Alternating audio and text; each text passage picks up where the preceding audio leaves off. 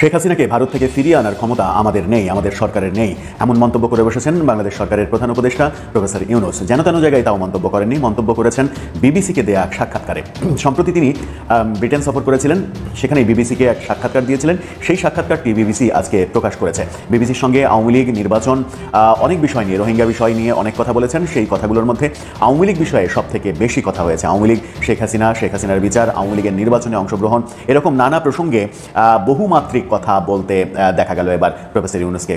আওয়ামী লীগ আগামী নির্বাচনে অংশ নিতে পারবে কিনা, অথবা আওয়ামী লীগের যে অসংখ্য ভোটার সমর্থক রয়েছেন তারা ভোট দিতে পারবেন কিনা, সে বিষয়কে কেন্দ্র করে বিবিসি নানান প্রশ্নে রীতিমতো আমাদের প্রধান উপদেষ্টা ডক্টর মোহাম্মদ ইউনূসকে নাজেহাল করে ছেড়েছে।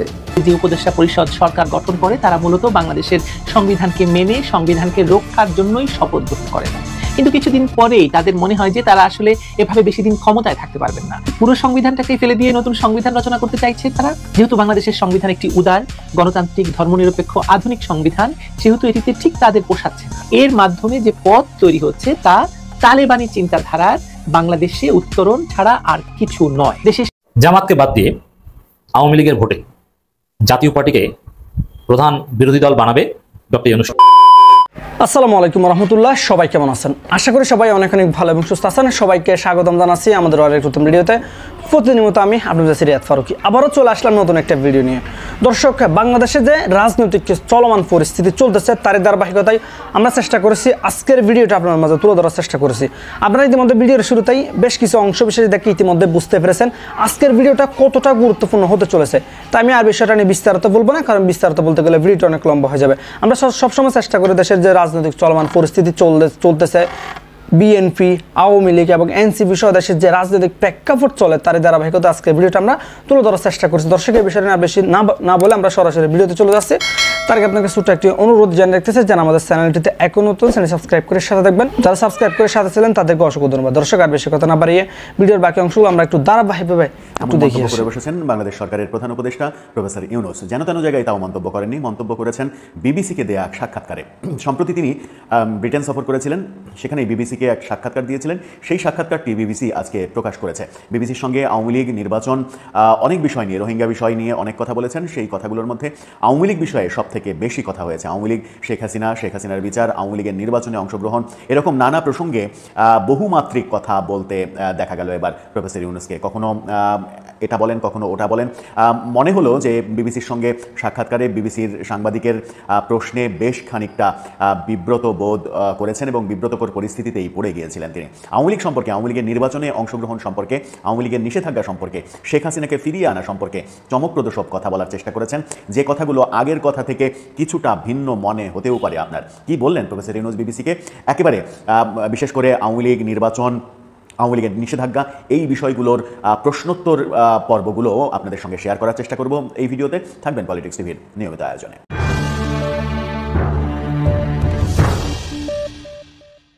দর্শক, পলিটিক্স টিভি নিয়মিত ভিডিওগুলো স্পন্সর করছে প্রজাপতি.tv, নতুন ওটিটি প্ল্যাটফর্ম। আপনারা চাইলে ইউটিউবে, ফেসবুকে, ইনস্টাগ্রামে, টিকটকে দেখে নিতে পারেন। ডেসক্রিপশন বক্সে লিঙ্ক দেওয়া থাকবে, সেখান থেকেও আপনারা দেখে নিতে পারেন প্রজাপতির কার্যক্রম। চলে যাচ্ছি মূল ভিডিওতে। বলছিলাম, প্রফেসর ইউনূস মন্তব্য করেছেন শেখ হাসিনাকে ফিরিয়ে আনার ক্ষমতা আমাদের নেই।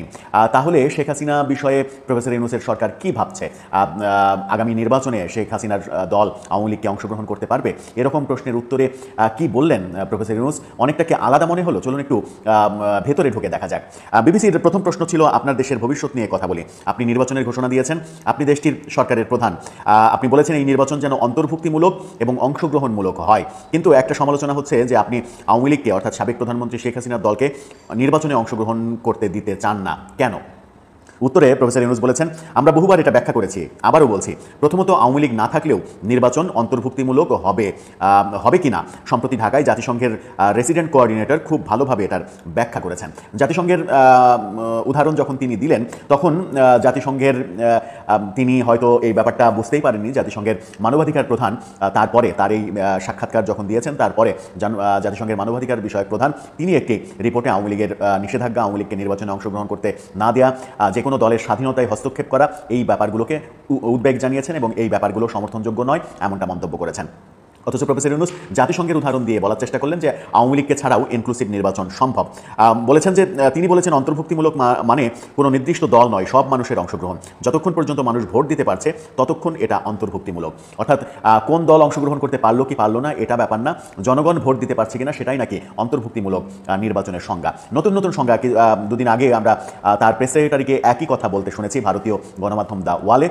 এবার প্রফেসর ইউনূসের বিবিসির সাক্ষাৎকারে সেই প্রসঙ্গটা উঠে আসলো। সম্ভবত প্রফেসর ইউনূসের এই কথাটাকেই দ্য ওয়ালে প্রেস সেক্রেটারি বলার চেষ্টা করেছেন যে অন্তর্ভুক্তিমূলক নির্বাচন মানে কোন দল অংশ নিচ্ছে কোন দল অংশ নিচ্ছে না সেটা নয়, জনগণ ভোট দিতে পারছে কিনা, কত শতাংশ জনগণের অংশগ্রহণে ভোট হলো সেটা নাকি বিবেচ্য বিষয় নয়। এরপরে প্রশ্ন তাকে করা হয়েছিল দেশের অনেক মানুষ এখনও আওয়ামী লীগকে সমর্থন করে। উত্তরে বলেছেন তাদের সিদ্ধান্ত নিতে দিন, তারা ভোট দিতে চায় কিনা। অর্থাৎ আওয়ামী লীগকে যারা সমর্থন করে তারা ভোট দিতে চায় কিনা, তারা তো এখনো সিদ্ধান্ত নেয়নি, তাদের সিদ্ধান্ত নিতে দিন। পরের প্রশ্ন ছিল তারা আওয়ামী লীগের প্রার্থীকে ভোট দিতে পারবে না। প্রফেসর ইউনূস বলেছেন যতক্ষণ পর্যন্ত তারা ভোটার তাদের ভোট দেওয়ার স্বাধীনতা রয়েছে, কিন্তু আওয়ামী লীগের প্রার্থীকে নয় যদি না আওয়ামী লীগকে অংশগ্রহণ করতে দেওয়া হয়। অর্থাৎ আওয়ামী লীগকে অংশগ্রহণ করতে দেওয়া না হলে তো আওয়ামী লীগের প্রার্থী তারা পাবে না। প্রফেসর ইউনূস উত্তরে বলেছেন আমরা এখনো আওয়ামী লীগকে নিষিদ্ধ করিনি। তাহলে আপনি বলছেন তারা আগামী নির্বাচনে অংশ নিতে পারবে? প্রফেসর ইউনূস বলেছেন না, আগে বিষয়টা পরিষ্কার করি, আওয়ামী লীগকে নিষিদ্ধ করা হয়নি, তাদের কার্যক্রম সাময়িকভাবে নিষিদ্ধ করা হয়েছে। বিবিসি প্রশ্ন করেছে যার মধ্যে নির্বাচন অন্তর্ভুক্ত, অর্থাৎ নির্বাচনও কি নিষিদ্ধ করা হয়েছে? উত্তরে প্রফেসর ইউনূস বলেছেন সাময়িকভাবে, নির্বাচনে তারা থাকবে কিনা সেটা নির্বাচন কমিশনের সিদ্ধান্তের উপরে নির্ভর করছে। যখন তিনি বলছেন যে নির্বাচন কমিশনের সিদ্ধান্তের উপরে নির্ভর করছে, পরের প্রশ্নটাও একই সাবজেক্টের প্রশ্ন, তাহলে আগামী নির্বাচনের ব্যালটে তাদের সম্ভাবনা থাকার সম্ভাবনা আছে, ব্যালটে নৌকামার্কা থাকছে? প্রফেসর ইউনূস বলেছেন আবারও বলছে এটা নির্বাচন কমিশনের সিদ্ধান্ত। যখন তিনি নির্বাচন কমিশনের সিদ্ধান্তের কথা বলছেন তখন সরকারের পরামর্শে সরকার যখন আওয়ামী লীগের কর্মকাণ্ডের উপরে নিষেধাজ্ঞা দিয়েছে, যে বিচার শুরুই হয়নি সেই বিচার শেষ না হওয়া পর্যন্ত কর্মকাণ্ড নিষিদ্ধ থাকবে এমনটা ঘোষণা দিয়েছে। তারপর দিনই আমরা দেখেছি যে নির্বাচন কমিশন সরকারের পরামর্শে আওয়ামী লীগের নিবন্ধন সাময়িকভাবে স্থগিত করেছে। তার মানে নির্বাচন কমিশন স্বাধীনভাবে কাজ করছে না। অথচ প্রফেসর ইউনূস বলছেন যে আওয়ামী লীগ নির্বাচনে অংশগ্রহণ করতে পারবে কি পারবে না এটা নাকি নির্বাচন কমিশনের বিষয়। ব্যাপারটা স্ববিরোধী হয়ে যায় কিনা এই প্রশ্নটাই আসে। এরপরে বিবিসি তাকে প্রশ্ন করেছে আচ্ছা যেহেতু আমরা আওয়ামী লীগ নিয়ে কথা বলছি, শেখ হাসিনা দেশ ছেড়ে পালিয়ে গেছেন, আপনি দায়িত্ব নিয়েছেন, তিনি এখন ভারতে আশ্রয় নিয়েছেন, কিন্তু শেষ পর্যন্ত আপনি তাকে ফেরত আনতে চান তাই না? তার বিরুদ্ধে যেসব অভিযোগ আছে তা নিয়ে আপনি তাকে বিচারের মুখোমুখি করতে চান? প্রফেসর ইউনূস বলেছেন বিচার ইতিমধ্যে শুরু হয়ে গেছে, এটা চলমান একটা প্রক্রিয়া, পুরোপুরি আইনি প্রক্রিয়ার মধ্য দিয়ে বিচার হবে। আমরা চাই তিনি বিচারের মুখোমুখি হন, তাকে ফিরিয়ে আনার জন্য আন্তর্জাতিক পদ্ধতি ব্যবহার করব, যেভাবে একজন অভিযুক্তকে দেশে ফিরিয়ে আনা যায় সেটাই করব, এটা সম্পূর্ণ আইনি প্রক্রিয়া। পাল্টা প্রশ্ন করা হয় কিভাবে তাকে ফিরিয়ে আনবেন, মানে আপনার তো মোদির সঙ্গে অনেকবার দেখা হয়। প্রফেসর ইউনূস বলেছেন আন্তর্জাতিক ব্যবস্থা ব্যবহার করে তাকে ধরে আনার ক্ষমতা তো আমাদের নেই, অর্থাৎ তাকে ধরে ফিরিয়ে আনা সেই ক্ষমতা প্রফেসর ইউনূসের সরকারের নেই এমনটা বলেছেন। কিন্তু আপনি যেসব অভিযোগ করছেন শুধু শেখ হাসিনার বিরুদ্ধে নয়, তার সহযোগীদের বিরুদ্ধেও, যাদের বিরুদ্ধে মানবতা বিরোধী অপরাধ, দুর্নীতি সহ আরও অনেক অভিযোগ রয়েছে, এসব সত্ত্বেও তিনি তাকে এতদিন থাকতে দেওয়ায় আপনি কি মোদির উপরে বিরক্তও নন? উত্তরে তিনি বলেছেন তার ভারতে থাকা বাংলাদেশিদের জন্য তেমন কোনো সমস্যা নয়, অর্থাৎ শেখ হাসিনা ভারতে আছেন এটা কোনো সমস্যা নয়, সমস্যা হচ্ছে তার কণ্ঠস্বর। তিনি নিয়মিত বাংলাদেশের মানুষের উদ্দেশ্যে ভাষণ দেন, মিডিয়ার মাধ্যমে প্রচার করেন, অর্থাৎ সরকারের প্রধান ভয়টা হচ্ছে শেখ হাসিনার ভাষণ, শেখ হাসিনার কথা। শেখ হাসিনা ভারতে যতদিন ইচ্ছা থাকুক সেটাতে সরকারের মাথা ব্যথা নেই, তাকে ফিরিয়ে আনার ব্যাপারেও সরকারের তেমন উদ্যোগ নেই, শুধুমাত্র শেখ হাসিনা কথা বন্ধ করলেই সরকার পেরে উঠবে এমনটাই তিনি বলেছেন। পরের প্রশ্ন ছিল যে অন্তর্বর্তীকালীন সরকার দায়িত্ব নেওয়ার পর থেকে আওয়ামী লীগের শত শত সমর্থক বা সহানুভূতিশীলদের গ্রেপ্তার করা হয়েছে। অনেকে প্রশ্ন তুলেছেন আপনি কি তাহলে ঠিক তাদের মতোই সমালোচকদের দমন করছেন? অর্থাৎ শেখ হাসিনার সরকারের বিরুদ্ধে যে অভিযোগ রয়েছে যে তারা সমালোচকদের দমন করত, গ্রেপ্তার করত, নিপীড়ন করত, ঠিক একই কাজটি কি আপনিও করছেন? প্রফেসর ইউনূস উত্তরে বলেছেন যে এটা বলা লজ্জাজনক হবে। আপনি যদি অন্তর্বর্তী সরকারকে আওয়ামী লীগ সরকারের সঙ্গে তুলনা করেন তাহলে বুঝতে হবে আপনি বাংলাদেশকে বোঝেন না, বাংলাদেশের বাস্তবতা বোঝেন না, আপনি বোঝেন না আওয়ামী লীগ কি আর অন্তর্বর্তীকালীন সরকার কি। পাল্টা আক্রমণ করেছেন সাংবাদিককে তিনি। বিবিসি তখন বলেছে যে এগুলো আমার কথা নয়, অনেকে বলছে তাদের কথা। উত্তরে প্রফেসর ইউনূস বলেছেন ঠিক আছে, কেউ বলেছে, কিন্তু আপনি তো বাংলাদেশে এসেছেন, তাই আমি বলছি এটা ঠিক নয়। অর্থাৎ তিনি অস্বীকার করেছেন বর্তমানে যে গ্রেপ্তার, জেল, জুলুম এরকম ঘটনা ঘটছে, অন্তত প্রায় 250-র বেশি সাংবাদিকের বিরুদ্ধে ব্যবস্থা গ্রহণ করা হয়েছে, বহু সাংবাদিককে জেলে রাখা হয়েছে এবং সাংবাদিকদের নামে হত্যা মামলা দেওয়া হচ্ছে, এরকম অনেক অভিযোগ রয়েছে। গণমাধ্যমের স্বাধীনতার ব্যাপারে অভিযোগ রয়েছে, গণমাধ্যমের স্বাধীনতা নেই, গণমাধ্যম সরকারের কথা অনুযায়ী চলছে, এরকম অনেক অভিযোগ রয়েছে। যে অভিযোগের প্রেক্ষিতে এই বিবিসি প্রশ্ন করেছিল যে শেখ হাসিনার বিরুদ্ধে যে অভিযোগ ছিল সেই একই কাজ তো আপনিও করছেন, এমন অভিযোগ রয়েছে। উত্তরে বলেছেন যে আপনি বাংলাদেশ সম্পর্কে জানেন না, আপনি বোঝেন না শেখ হাসিনা সরকার কি, অন্তর্বর্তীকালীন সরকার কি, এমনটা বলার চেষ্টা করেছেন। অর্থাৎ সঠিক উত্তর দিতে না পারলেও পাল্টা আক্রমণে সাংবাদিককে থামিয়ে দেওয়ার একটা চেষ্টা আমরা লক্ষ্য করেছি। এই সাক্ষাৎকার থেকে 2-3টা পয়েন্ট খুব গুরুত্বপূর্ণ এসেছে। সেটা হচ্ছে যে শেখ হাসিনাকে ফিরিয়ে আনার সামর্থ্য এই সরকারের নেই, সেটা অকপটে তিনি স্বীকার করেছেন। আবার তিনি বলেছেন যে আওয়ামী লীগ নির্বাচনে অংশগ্রহণ করবে কি করবে না, করতে দেওয়া হবে কি হবে না, এটা নির্বাচন কমিশনের সিদ্ধান্ত। উত্তরটা হাস্যকর হলেও এখান থেকে নতুন আরেকটা মেসেজ আসলো, সেটা হচ্ছে যে আগামী নির্বাচনের প্রেক্ষাপটে পরিস্থিতি পাল্টে যেতেও পারে। যে জাতিসংঘের উদাহরণ তিনি দিলেন, যে জাতিসংঘের প্রতিনিধি অন্তর্ভুক্তিমূলক নির্বাচনের সংজ্ঞায় তিনি কি বলেছিলেন, যে দল নয় জনগণের ভোট দেওয়ার অধিকার তৈরি হলেই সেটা অন্তর্ভুক্তিমূলক নির্বাচন হয়।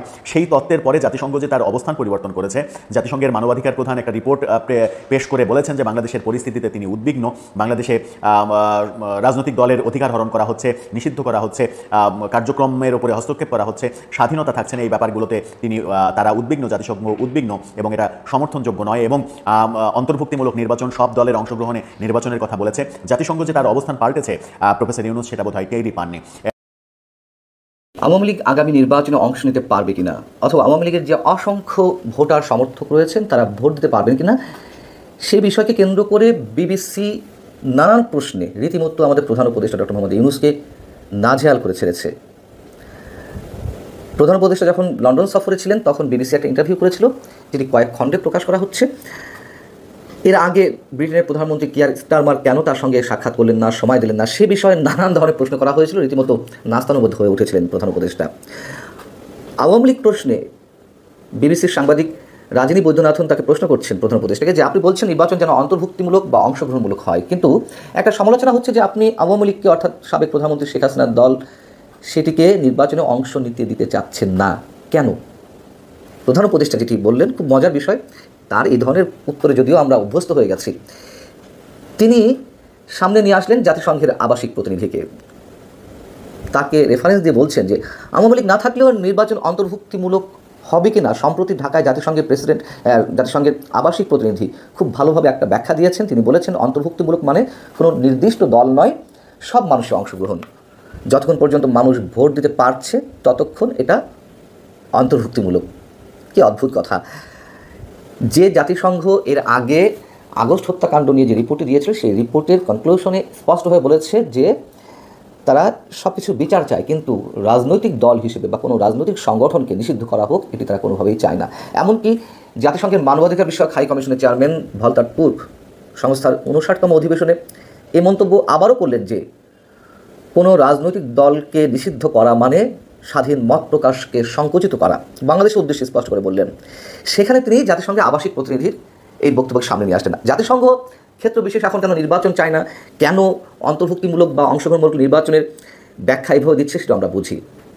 এখন শেখ হাসিনাও তো এর আগে তিনি যখন ক্ষমতায় ছিলেন, বিএনপি নির্বাচনে আসুক বা না আসুক, বা বিএনপি নির্বাচনে না এলে নির্বাচন অংশগ্রহণমূলক হবে কিনা, সেই প্রশ্নগুলোর উত্তরে তিনি তো এই ধরনের উত্তর দিতেন। এর আগেও বলেছি যে নির্বাচনে কোন দল এলো না এলো সেটি দেখার বিষয় নয়, জনগণ ভোট দিতে পারছে না সেটি বিষয়। তাহলে তো শেখ হাসিনা ঠিক ছিলেন, তাই না?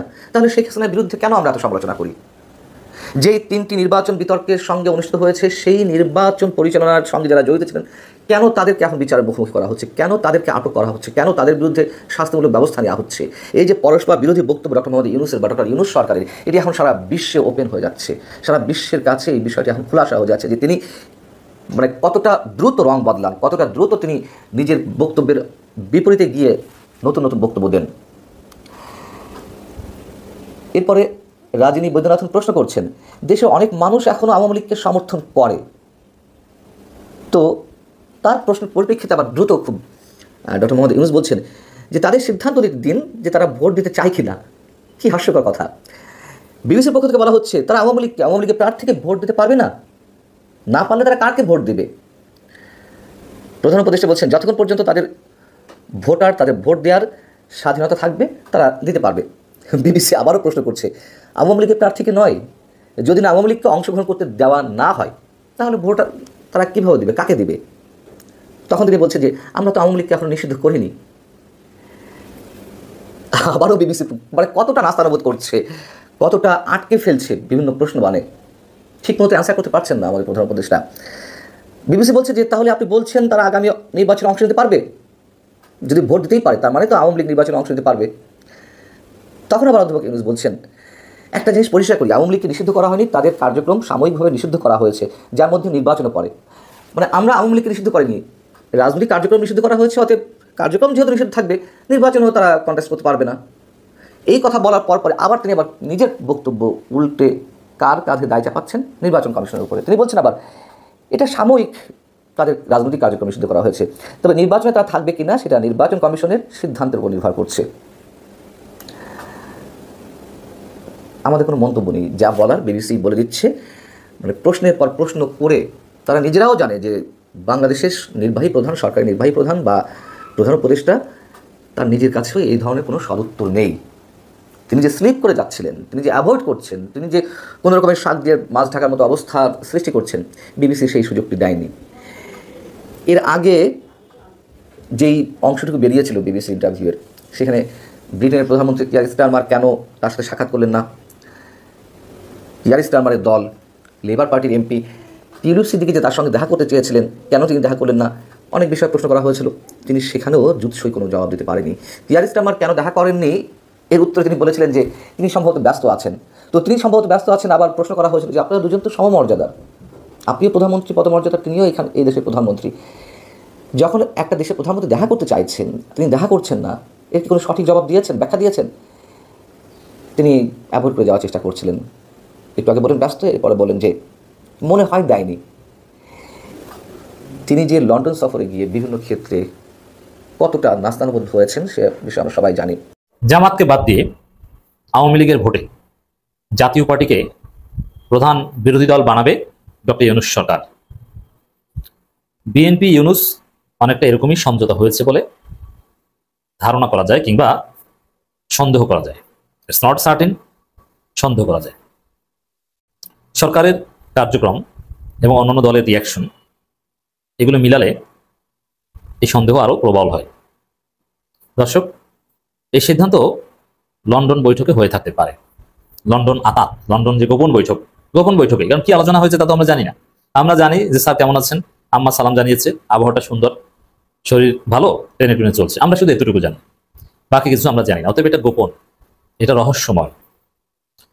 তো দর্শক, সেখানে এরকম একটা সিদ্ধান্ত হয়েছে বলে ধারণা করা যেতে পারে। সেটা হচ্ছে যে ক্ষমতায় তো বিএনপিকে দিবে, এটা তো নিশ্চিত। কারণ বিএনপি ক্ষমতায় দিলেই বিএনপি নিশ্চিন্ত না, কারণ বিএনপিকে ক্ষমতা দিল, কিন্তু বিএনপিকে 1-1.5 বছরের মধ্যে টেনে হিস্ট্রি ক্ষমতা থেকে নামিয়ে বঙ্গোপসাগরে পাঠিয়ে দিল, তখন বা আবার দ্রুত নির্বাচন হলো, তখন বিএনপি ক্ষমতা চলে গেল। তখন এই জন্যে বিএনপি চায় এমন বিরোধী দল যাদেরকে খুব সহজে কন্ট্রোল করতে পারবে, আবার বিএনপির চাইতে খারাপ, জনগণ মনে করবে যাই হোক বিএনপি আকাম করলো ওদের চাইতে তো ভালো। এই চিন্তা থেকে বিএনপি কিছুতেই চায় না যে জামাত প্রধান বিরোধী দল হোক। বিএনপি চায় জাতীয় পার্টি বা আওয়ামী লীগ হোক প্রধান বিরোধী দল। মানে আওয়ামী লীগ কি চায় বিএনপি? এখন আওয়ামী লীগ তো নিষিদ্ধ, আওয়ামী লীগকে তো আনা সম্ভব না, আওয়ামী লীগের নিবন্ধন স্থগিত। এই জন্য আওয়ামী লীগের ভোটাররা তো ভোট দিতে পারবে, আওয়ামী লীগের ভোটে জাতীয় পার্টিকে প্রধান বিরোধী দল বানাবে। এটা হচ্ছে লন্ডন সমঝোতার অংশ। জামাতকে প্রধান বিরোধী দল হতে দিবে না, জামাতকে বানাবে থার্ড। কারণ এইবার প্রধান বিরোধী দল হলে সামনের বার ক্ষমতা মোটামুটি নিশ্চিত। আর প্রধান বিরোধী দল জামাত হলে বিএনপিকে অস্বস্তিতে রাখবে সংসদে। বিএনপি ডাকবে প্রধান বিরোধী দলকে যে আসলে আমরা জাতীয় সরকার গঠন করি সবাই মিলে। জামাত রাজি হবে না, জামাত চাইবে যে কবে বিএনপিকে সরিয়ে আমরা নিজেরাই ক্ষমতায় আসবো। কিসের জাতীয় সরকার? আর জাতীয় সরকার হলে তো সবার সরকার, তখন তার ক্ষমতা থেকে নামানো যাবে না। আর জামাত যদি জাতীয় সরকারে না যায়, অন্য সবাই গেলেও তার কোনো দাম নেই, কারণ জামাত প্রধান বিরোধী দল। যদি এরকম হয়, এটা হতে দিবে না এরা। এই জন্য দর্শক, আপনাদের অবগতির জন্য জানাচ্ছি, রাজনীতির পরবর্তী পরিকল্পনা বা লন্ডন আতাত এটা যে বিএনপি ক্ষমতায়, জাতীয় পার্টি প্রধান বিরোধী দল, জামাত থার্ড বা ইসলামপন্থীরা থার্ড, অল্প কিছু সিটের ব্যবধানে হয়তো বা জাতীয় পার্টিকে প্রধান বিরোধী দল বানিয়ে দেওয়া হবে। এই স্ক্রিপ্ট বাস্তবায়নের চেষ্টা চলছে এবং এটা এতটা সূক্ষ্ম কাউকে বুঝতে দেওয়া হবে না। এজন্য নানা ন্যারেটিভ নির্মাণও শুরু হচ্ছে। সচিব সবগুলো আমার একটা বক্তব্য বিশ্লেষণ করবো এখন। দেখেন, এই লন্ডন সমঝোতা, লন্ডন আতাত যেটা হয়েছে, এখন পর্যন্ত এটা আমাদের কল্পিত। আমি বলছি না যে এই যে লন্ডন আতাত, এই শব্দগুলো এগুলো এখন পর্যন্ত ইমাজিনারি, প্রুফ না, অথবা অ্যানালজি অথবা ধারণা। পলিটিক্যাল সায়েন্সে হাইপোথিসিস বলতে যা বোঝায়, রিসার্চ মেথোডোলজিতে ধরতে পারেন আপনি hypothesis, it's not tested yet. যেমন না যে আমি হাইপোথিসিস টেস্ট করে এটা চূড়ান্ত ফাইন্ডিংস আকারে পেয়েছি, না, আমার এই ধারণা ভুল হতে পারে। কিন্তু এই হাইপোথিসিস ধরে আমাদের আলোচনা করতে হবে, জনগণকে হাইপোথিসিস তো প্রিয় দর্শক, এই বিষয়টি আপনার মূল্যবান মতামত অবশ্যই দ্রুত কমেন্টে জানিয়ে ফেলেন। আর আমাদের চ্যানেলে নতুন থাকলে অবশ্যই চ্যানেল সাবস্ক্রাইব করে সাথে থাকবেন। এতক্ষণ ভিডিওটি ধৈর্য সহকারে দেখার জন্য সবাইকে অসংখ্য ধন্যবাদ। দেখাবো না কোনো ভিডিওতে, তখন ভালো থাকুন, সুস্থ থাকুন আর আমাদের চ্যানেলের সাথে থাকুন। আল্লাহ হাফিজ।